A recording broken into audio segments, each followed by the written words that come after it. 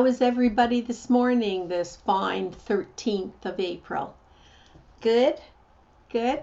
What we're going to do today is we're going to finish some of the questions, and I will try to answer any that come up in the chat.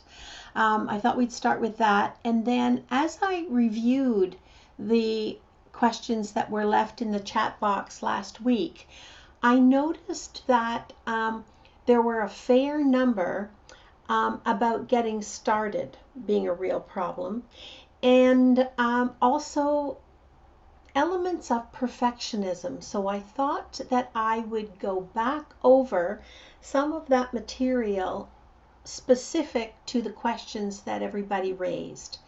Okay, does that work for everyone? Good. Oh, listen, I also want to say that just FYI, in the last two podcasts, I mentioned the Hoarders Canada show. I've chosen to withdraw as their expert source because nice people, very nice people, really well intentioned. However, they are committed to the American format, which and I'm hoping that they can make it a Canadian version with Canadian sensibilities. I know certainly that's what they want, but I'm sorry, I just can't be any part of a cleaner or even a professional organizer challenging the individuals living with a mental health concern, even if it isn't severe enough to be a disorder. I don't care how compassionate you are. I don't care how kind you are or well-intentioned. That's just not appropriate, and it certainly is not appropriate for family to be able to come in and try to influence, we'll say influence, but often that turns into guilt or drama, making decisions about what to keep and what to let go of and what to do without for a very, very long time. When you let it go, that's not your neighbor. That's not Joe Blow.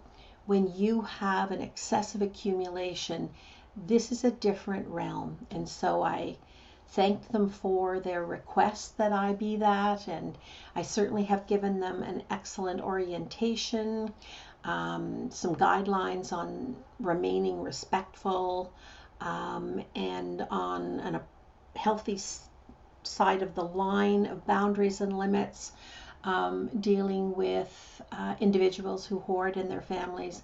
But I believe that I have gone as far as ethically I feel I can. So back to those people who said they were interested. It's going to start being recruited, I guess, and casted in the Toronto area, because that's where the film crew is from for the first 8 episodes. They've only been approved for 8 episodes at this point, with the hopes that it would continue. But if you are in that area and you are, despite everything that I've told you, you're still interested, there's no problem with that. Please be a consumer, all right? When they are casting you or they are interviewing you, please have your own questions and listen to your own internal voice about how this will work for you and what the cost for you will be.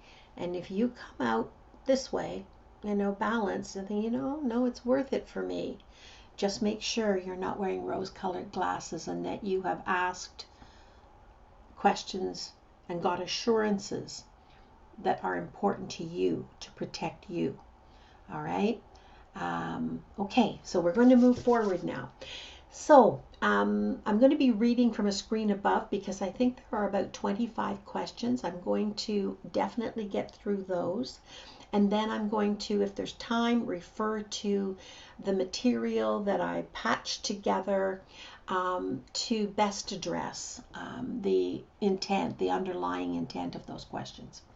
So, CJ, I can't get started. You are in very good company, CJ. All right. So part of just the preliminary, while I go through the questions and then I'll come back to it, part of understanding I can't get started has to be acceptance. This is not the first time that any of us who have had a challenge end up it's like a Herculean effort to get over that first step, right? To get started. That's normal. I don't care what you've got. I don't care what challenge you've got. I don't care if you're the smartest person in the world. I don't care what you've got going for you or going against you. Starting is always the hardest part. All right? And so there's a certain level of acceptance that is necessary. So I would challenge you, CJ, and anybody else who is nodding their head about that, which should be most people, okay? I challenge you to ask yourself, what are you saying to yourself in the moment when you think, oh, I said I'd do that at this time, or oh, I really should. Oh, I said I'd do it in the morning, or I said I'd do it here, and it's time. What are you saying to yourself? And then scrutinize what you're saying to yourself, because you may be taking the wind out of your own sails when you say, oh, I don't feel that well. And negatives, all right?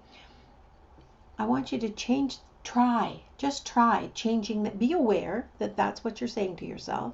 Respect it, and then say to yourself, I said I would, all right? And if all I can do today is set that timer, the timer is an important aspect. It's an important component. So however you would time this, no more than 15 minutes. And it's not going to matter if I pick one thing up and I ask myself questions about what to do about this, the pros, the cons, all right? And it takes you 15 minutes. That's progress. Right? That won't last forever. Even if, and be very careful that when you're starting out or when you're overcoming a setback, that you don't tell yourself that in that 15 minutes you are definitely going to complete this much. That only happens in Disneyland. All right? You will accomplish what you can honestly accomplish. And that is how you're going to get out of this. So don't set a definite a goal, but not a requirement. All right? A goal, but not a requirement. Okay. And we're going to talk a little more about it, CJ, as we finish these questions. All right, Lori. Can I watch previous Zoom calls? Yes, you can. And if so, where? You go on www.hoarding.ca under webcast recordings. It generally takes Braden about 2 weeks now. He's busy to take a podcast, edit it, and then get it up on the website, because it's also going to Apple Play and Google Play and Stitcher and Spotify. So it has to be a really high standard now, which means that it's a much more in-depth editing. All right? Okay. Is the TV show being filmed in Newmarket? Almost for sure it will be, because Newmarket is very close to Toronto. All right. I saw a promo for it and wondered if it's the one you mentioned. If they're calling it Hoarders Canada, it's the one I mentioned. All right. Again, be a consumer.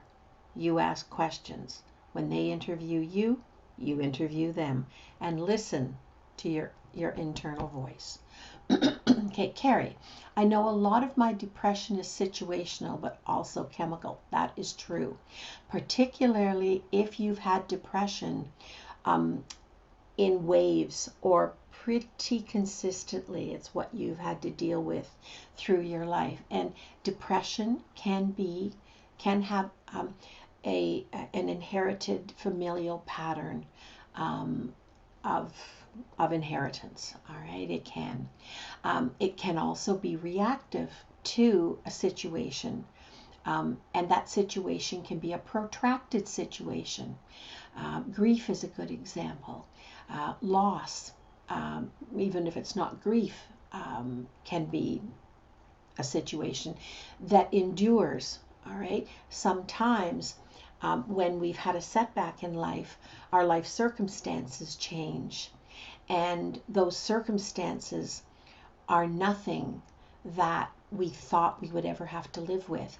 And so it becomes less about the event and more about the effect of that event.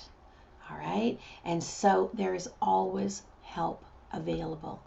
Maybe, Carrie, maybe, I don't know, we've never met, but maybe you will always be dealing with some level of depression.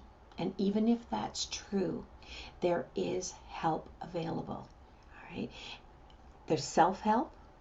There are groups, and there are probably lots of groups on Zoom, on the internet now. Again, you scrutinize, do they meet your needs? And there's always, always, always something that you can do, something that may, prior to attempting it, feel not enough or insignificant or why would I bother, that little bit. But it isn't so much the achievement or the accomplishment that is important. It's that you said to yourself, I will do this. And you actually did some piece of it.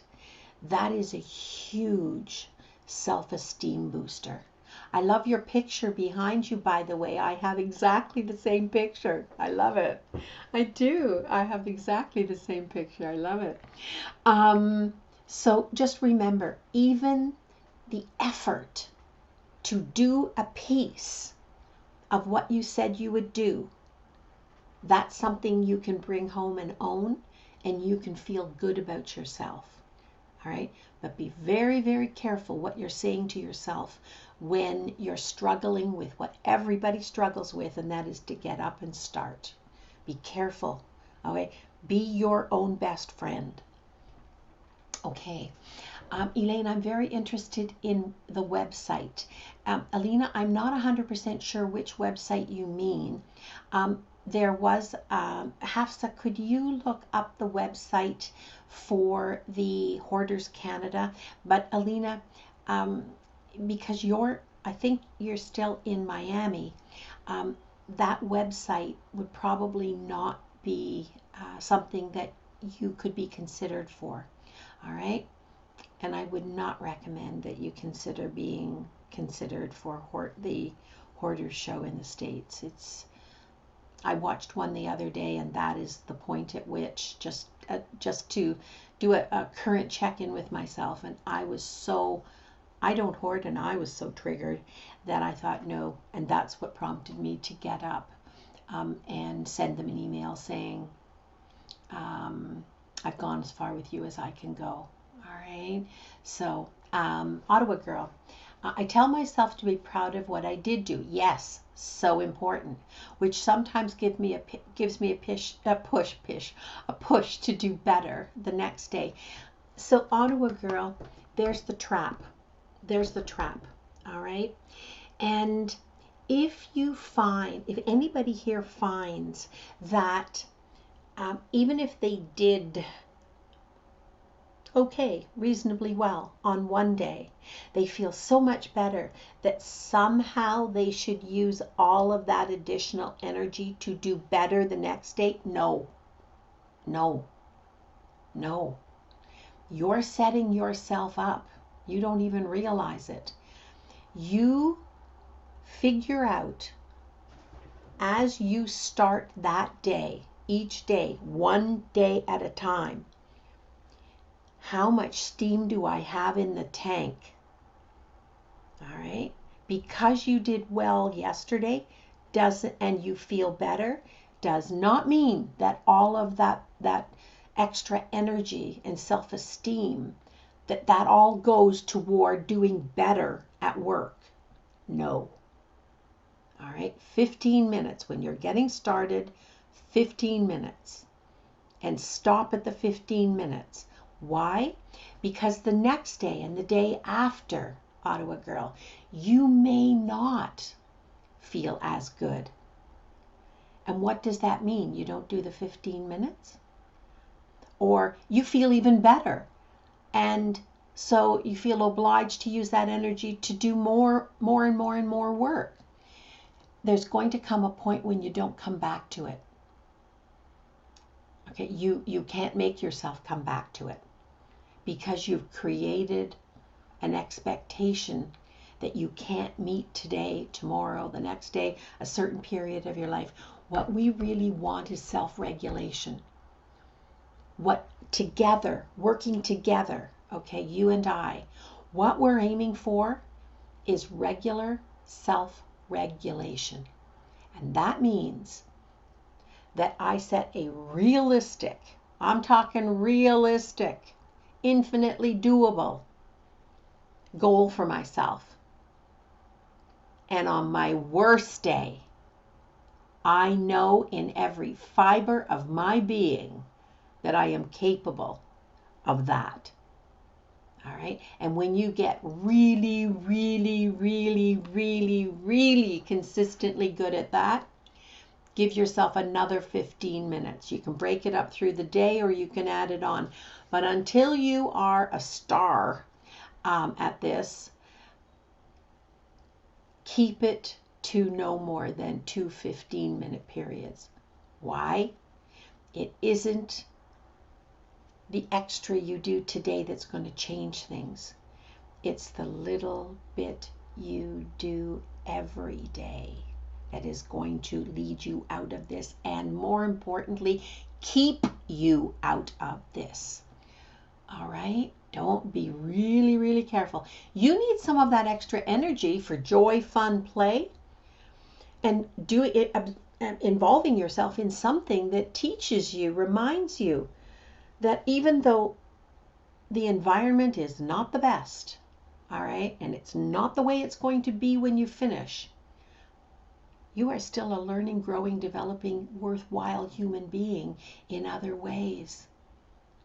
Okay? Those are 4 things you need time and effort for. They do not come before the work.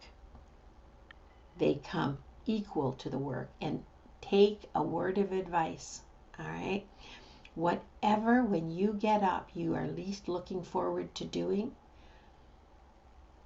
have something to eat. Coffee or tea, probably. All right, whatever you're going to eat and drink, do it first.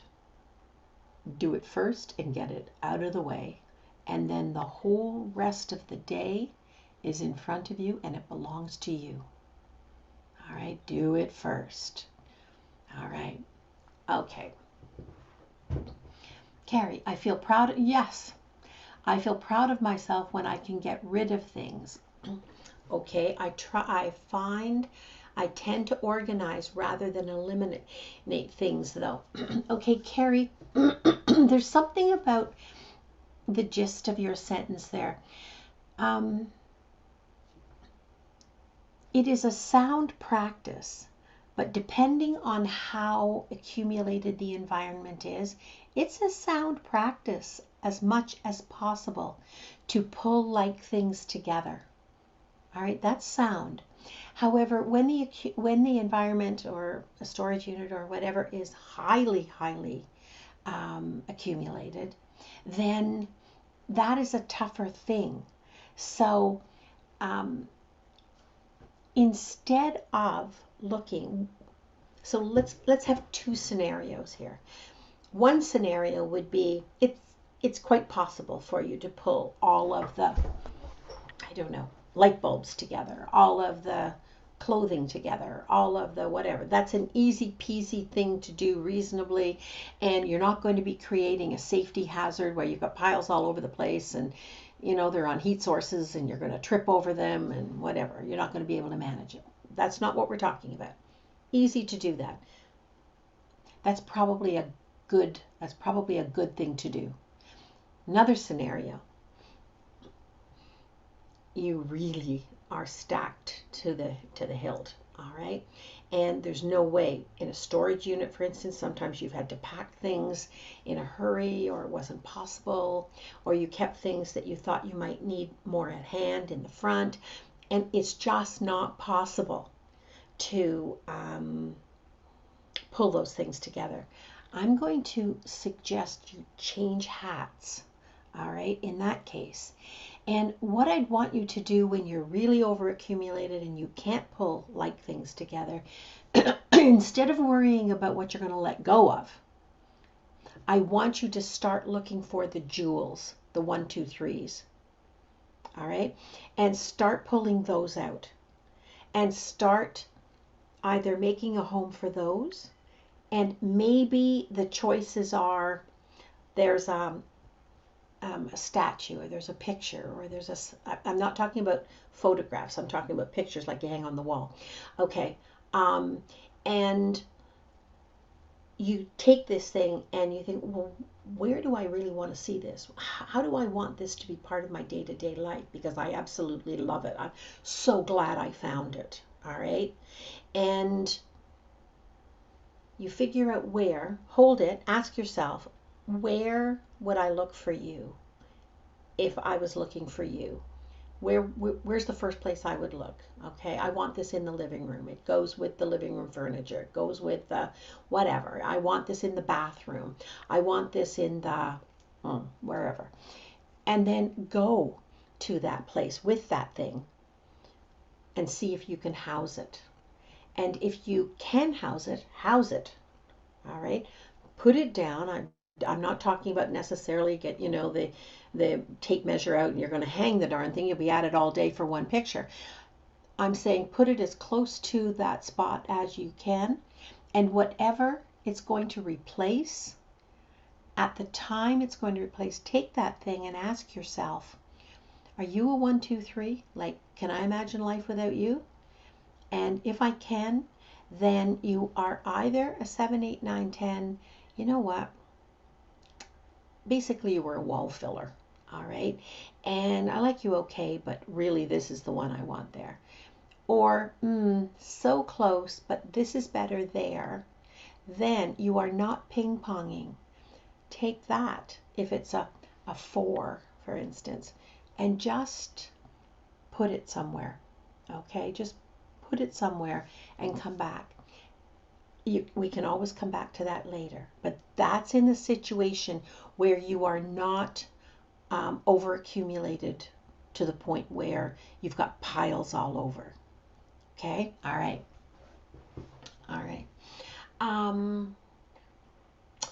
Yes, CJ, that's a really good point. Yes, accepting and still moving forward. That's the thing. Accept reality and continue to move forward.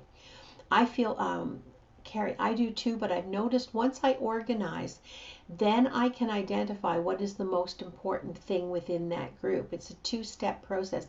Ottawa Girl, that can be very true, all right?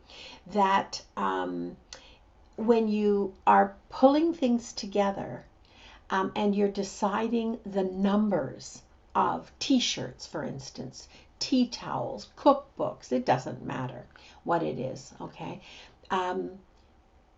How many of those make sense for you? And then you figure out, do I have the space for the 2 or 3 that I chose? And what's in its place right now?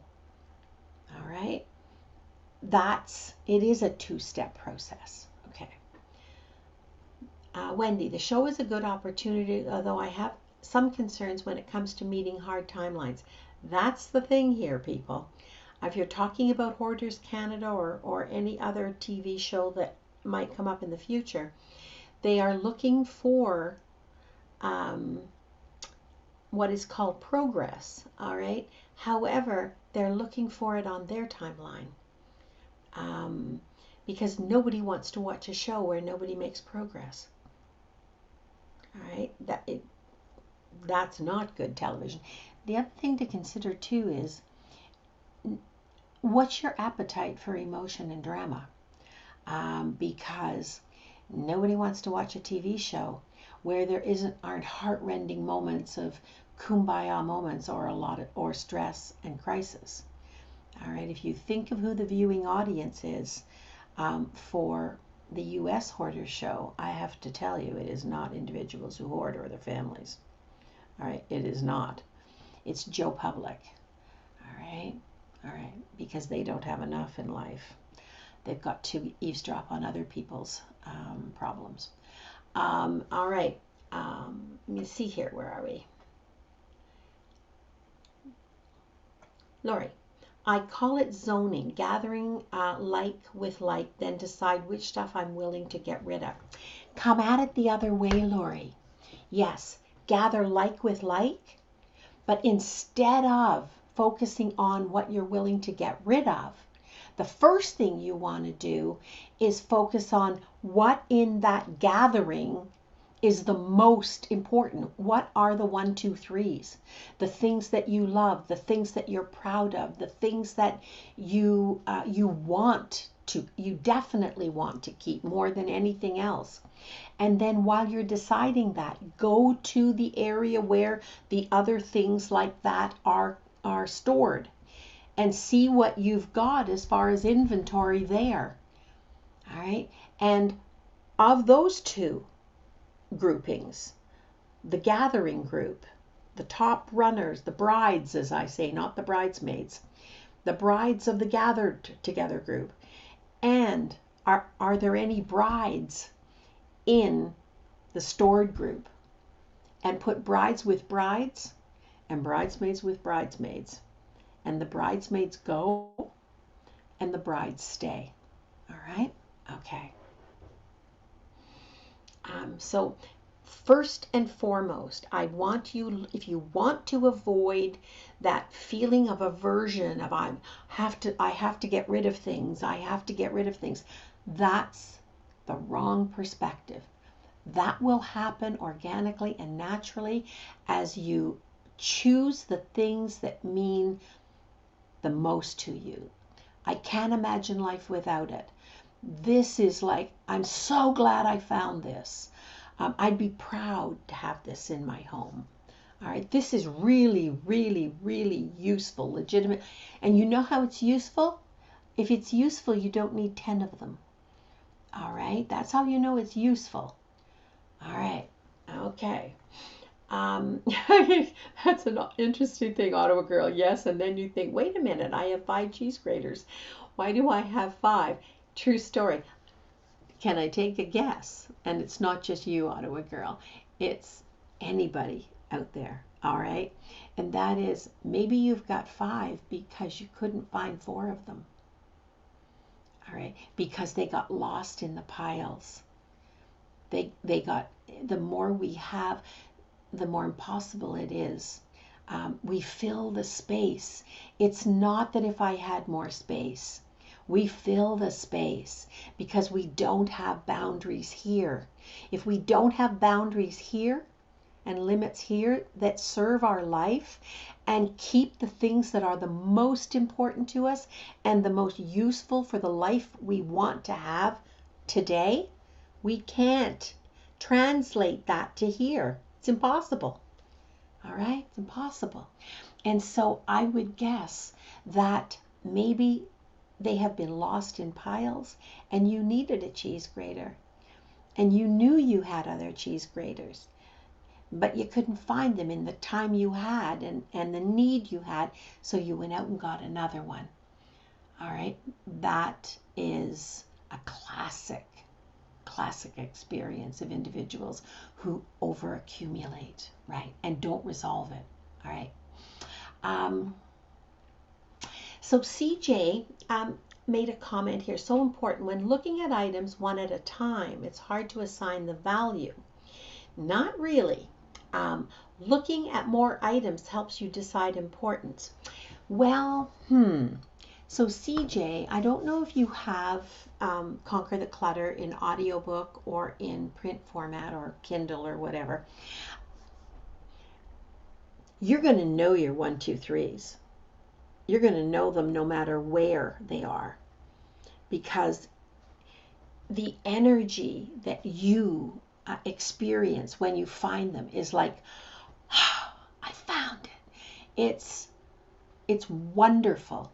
Okay, it's a happy, joyful feeling that, and it doesn't have to be an expensive item. All right, it doesn't have to be. The simplest thing can be a 1, 2, 3.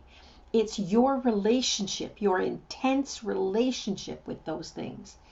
And even if you're friends with everything, you're going to know the 1, 2, 3s, because they are, you're going to have a protective, like an instantaneous protective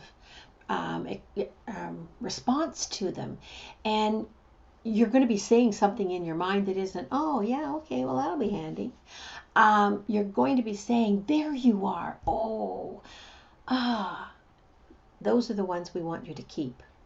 All right, we want you to keep those. And I have never in 20 years ever, and I'm not just saying this, I have never had a situation, no matter how big the person's living environment was or how small the environment was, that we couldn't keep and house every single one of the 1, 2, 3s and most of the 4s.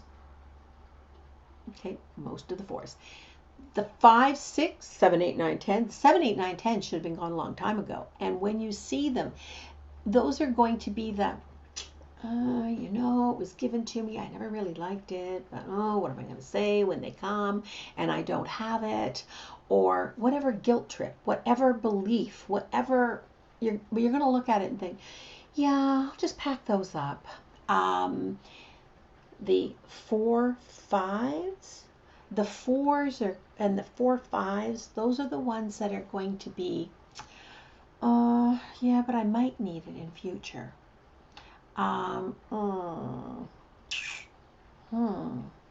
Maybe, and you can't quite get to, what's that silly thing still doing here?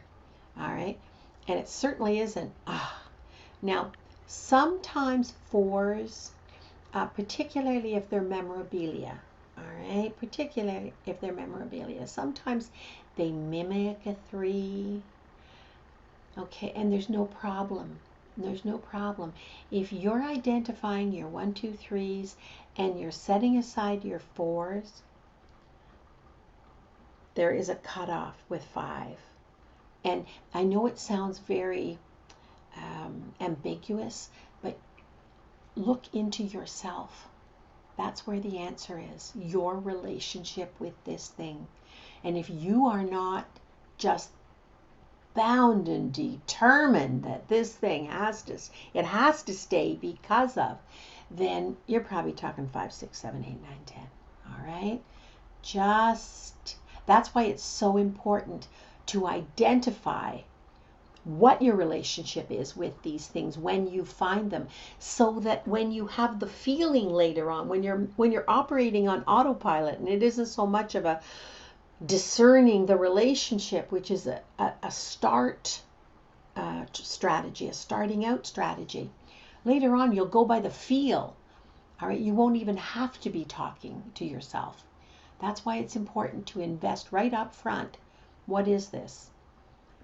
But key element, while you're starting to decide what your relationship is, 1, 2, 3, 4, 5, 6, 7, 8, 9, 10, before you pick up the first item, write down, externalize, write down the criteria for something to be a 1, 2, 3.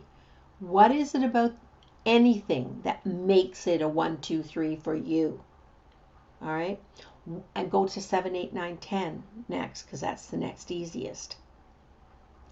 What are the criteria for something to be a 7, 8, 9, 10 for you? How will you know it when you see it, when you feel it? How will you know it?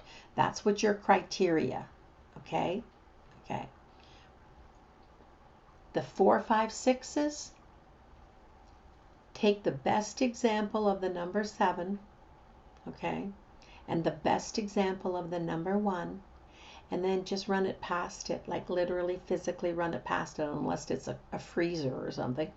Run it past it and ask yourself, which does it feel closest to, and respect that. All right, respect it. If it doesn't feel like the number 1, let the darn thing go. All right, don't stick handle your logic to talk yourself into it. Because the truth is, when you've got all of the 1, 2, 3s and all or most of the 4s, you're not even going to be thinking about the 5, 6, 7, 8, 9, 10s. It's the immediacy in the moment. All right, and it may have to be next week when I go over, because we got a lot of questions here, but it may be that you're letting fears, you're letting insecurities, you're letting rules that you were taught that don't apply to your life today. They are not you today moving forward. You're hauling those out of the mothballs and trying to apply them. All right? Don't stick handle the logic. The truth is really very simple. Tell yourself the truth and then listen to it. And you're entitled to your truth. All right? It doesn't have to be that everybody gives it the stamp of approval. All right? So long as you're not hurting yourself or hurting somebody else, we all need to operate by what is true for us. Okay.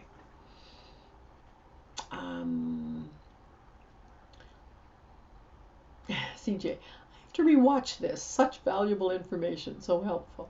Oh, the other thing too is that somebody among our group has offered to do videos. And we did a video of going through some things, and they've offered to let Steve and I, when we're up in Mississauga, do videos with them in different work locations. So storage unit, challenges with clothes, challenges with paper, challenges with whatever. And I'm hoping that we can either bring that to the group as part of, and then to discuss in real terms about, what was that like? You know, that question you asked, I have this reaction when I see something that's that relationship. This is what I struggle with. And so and certainly they will also be on YouTube and some of the other streaming services as well. So thank you very, very much. And I will keep the identity a secret, and then it will be the coming out party. Okay. When and where can we see it again? Hoarding.ca on the webcast recording library.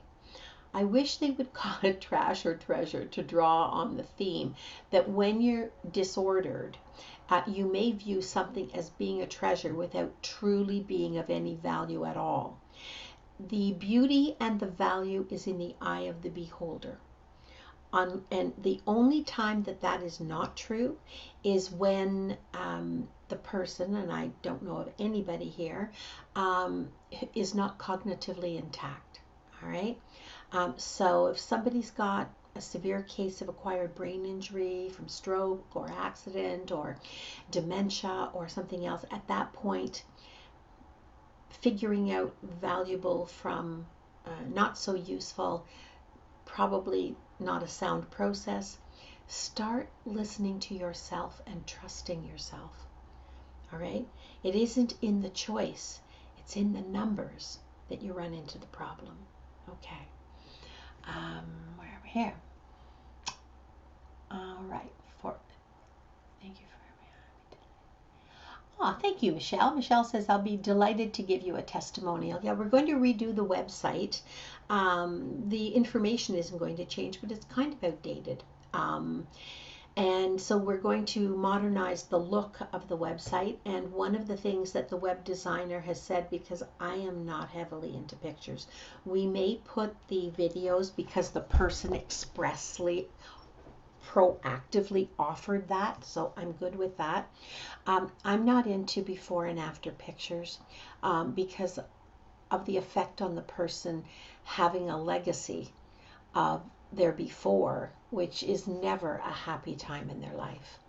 And this is not a party trick, okay? This is not a party trick where, in 5 sessions we can get you from here to there. You treat people with respect. It takes the time that it takes for them to work at their pace, having their choices coached, all right, and respected.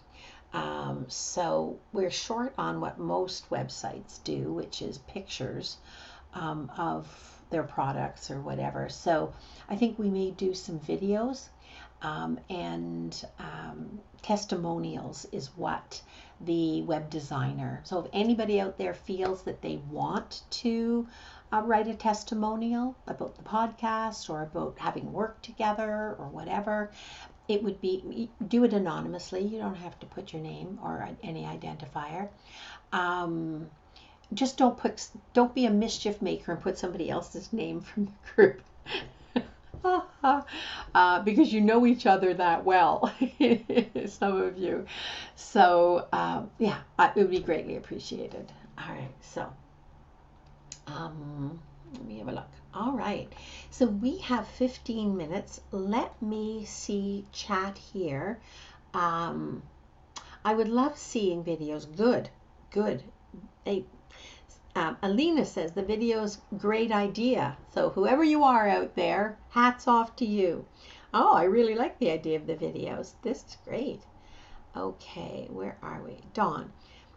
If someone struggles with hoarding even after getting their environment to a place of organization and happiness, will the tendency to hoard always be something that will be a weakness? It isn't a weakness. Don't consider it a weakness. All right. Every single one of us, and anybody who says they don't have vulnerabilities isn't telling the truth. I have vulnerabilities. You have vulnerabilities.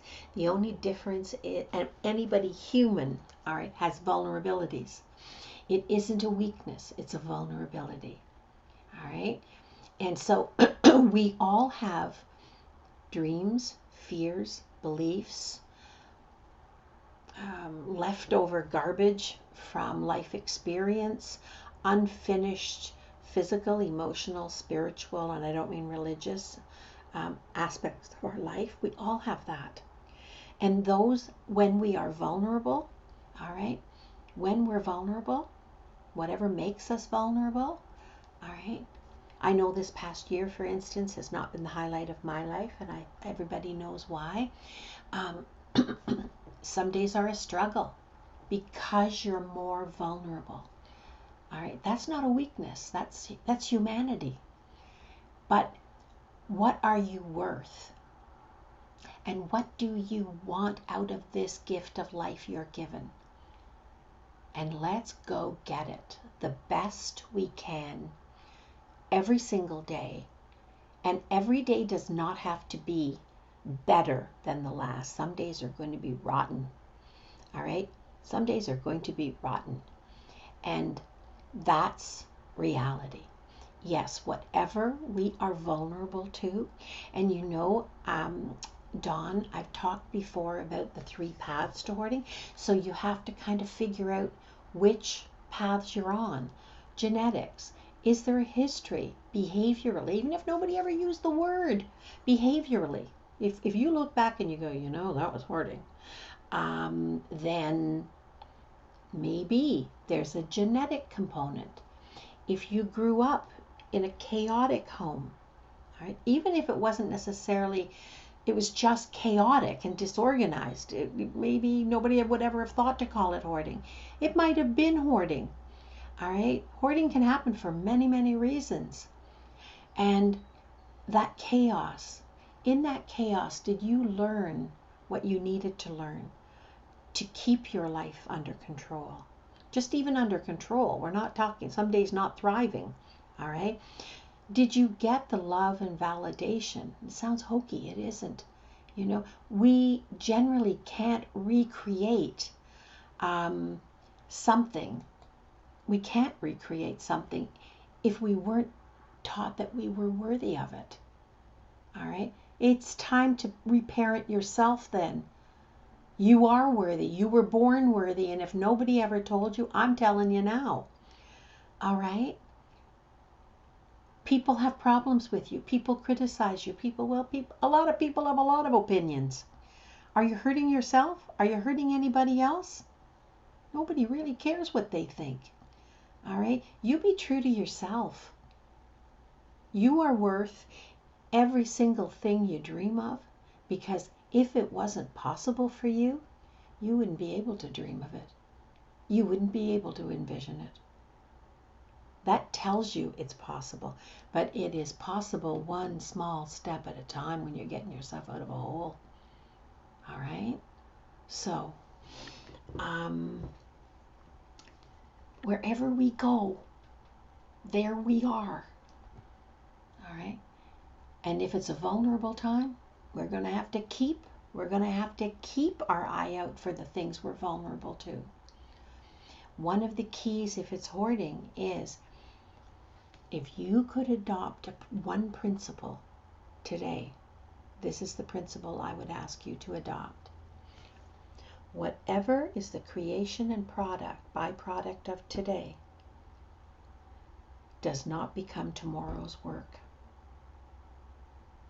So fix the little things that go wrong as they happen. And don't leave them because you're having a bad day. The truth is, that's going to make tomorrow not a lot better. Because tomorrow is going to have its own joys and it's going to have its own challenges. That's life. That's the life every single person, myself included, have every day. Don't let today's work become today's byproduct become tomorrow's work. All right? And start with the mail. We've already done a podcast on mail. Go back to the paper and mail podcast. Okay. Let me have a look here now.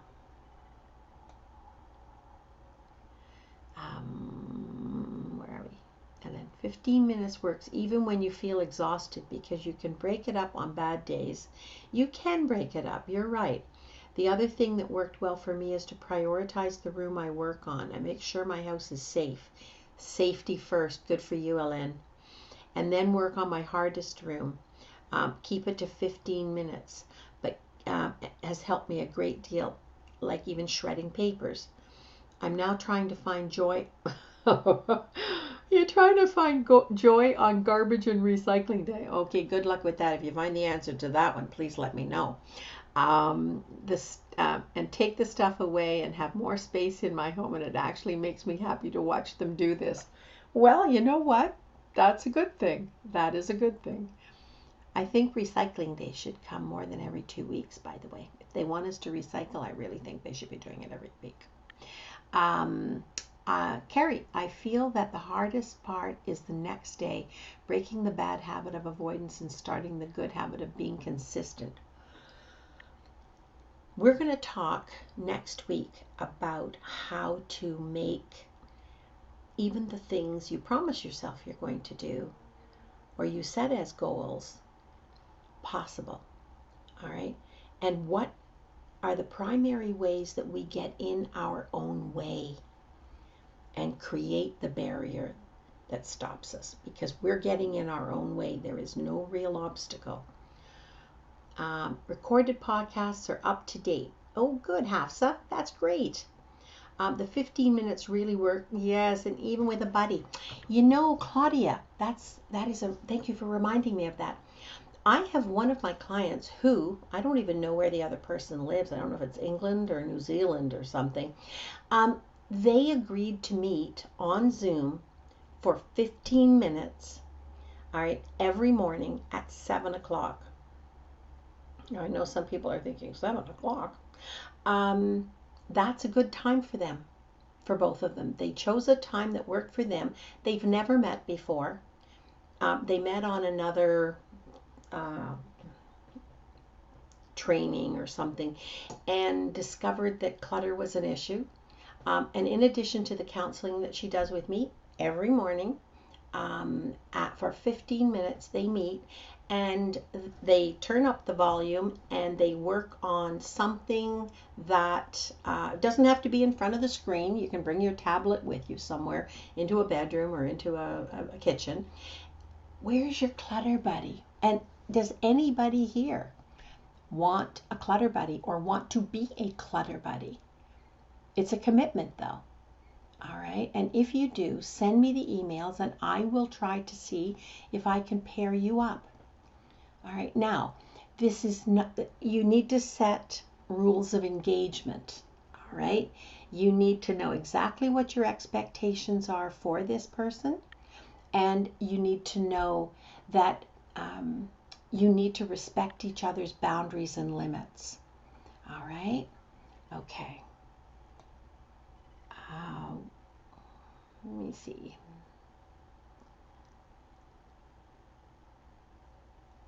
Good morning. Feeling lucky. I have a cold or something. Way to access some tests. Carry. Okay. Oh, all right. So we have 5 minutes. It's not really enough time to go into a lot of detail, but maybe what I will do is, where's my mouse? I will get that down. I will maybe just start a little bit. Okay, so as I read the questions, as I said before, I had sort of a flashback to, there is a fundamental foundation piece here that smacks of perfectionism. Now, I'm not talking that you are a certified perfectionist, but let's just go through a little bit of this, okay? So there are elements of having some degree of perfectionism or it being your go-to. When the acid test are these rules of whether I'm doing well and whether I'm worthwhile. So the perfectionist believe that they should be up to the highest standards beyond criticism. All right? They repeatedly feel overwhelmed when they're unable to meet those highest standards, but they continue to bump their head on it. All right? And still hold on to, these are the only standards that are good enough. All right? However, the contradiction there is that perfectionists, or when we go to perfectionistic standings, we are actually sometimes creating the very path that we want to avoid, because perfectionistic standards create discouraged minds and bodies. All right? And who in their right mind would not procrastinate as a retreat from something that we demand of ourselves? It is the gauge for whether we're doing well and whether we are worthwhile. But there's no way to win. There's no way to win. Are you doing that or any part of that? All right, ask yourself, what is the healthy balance between excessively high standards that can't be met and giving up?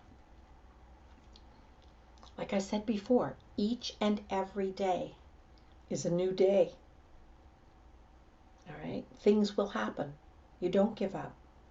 What you do is adapt the plan, because this long-term plan is the way out of the thing that's holding you down. The only way out of it is through it. Do you see that?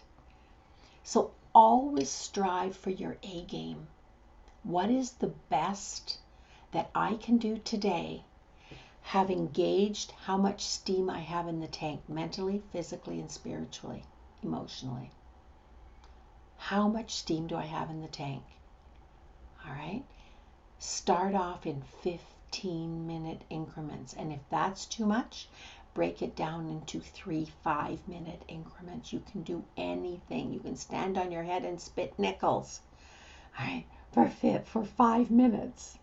Bit of an exaggeration, but it's an image. All right. Understand and accept that part of achieving is making mistakes. You're going to make mistakes. Right out of the gate, accept that. The key thing is, even if you make a mistake, is it going to cost you your life? Like, really and truly, what is it going to cost you? Even if you were to sort and let go of something that you later regret, you're not going to do it if it's a 1, 2, 3 and you're looking for the 1, 2, 3s. I can tell you that right now. It is not going to be one of the things that means the most to you. That is almost an emotional improbability. All right? It'll be something that there are lots of. And there are lots of ways to reacquire it. And when you need it, you'll be able to find it. All right? There will be bad days. Count on it. Every day can't be a bad day. Every day cannot be equally bad. It cannot possibly be. You're not looking beyond the negative if every single day is exactly the same bad day. There are little things that happen that are positive. All right? And sometimes they're small, but they're there. Those are the things you want to focus on. You want to actively look for.